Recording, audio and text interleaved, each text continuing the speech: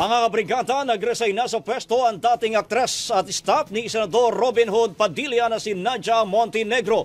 Sa gitna ito ng isyu na di umunoy pagmamariwana niya sa loob po ng Senado. Kinumpirma naman ng Chief of Staff ni Padilla na si Attorney Rudolph Philip Jurado na tinanggap na nila ang resignation ni Montenegro bilang Political Affairs Officer.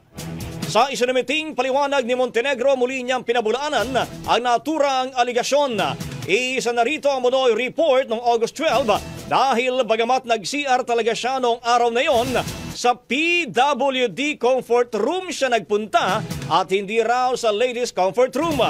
Ibig sabihin, kung mayroon daw talagang naamoy na marijuana sa CR ng mga babae, hindi daw dapat ito iugnay sa kanya.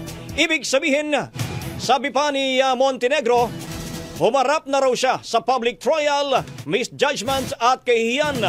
Hindi raw deserve na mga anak niya ang nangyayari lalo na't nakatatanggap na raw ng pambabatikos. Ang mga ito at tinatawag na rin sila mga drug addict. Samantala, sinabi rin ni Nadia na ang pag-resign niya ay hindi nangangahulugang pag-amin na guilty siya sa issue. Ito mano ay bahagi lamang ng pagrespeto niya sa Senado at sa tanggapan ni Senador Robin Padilla.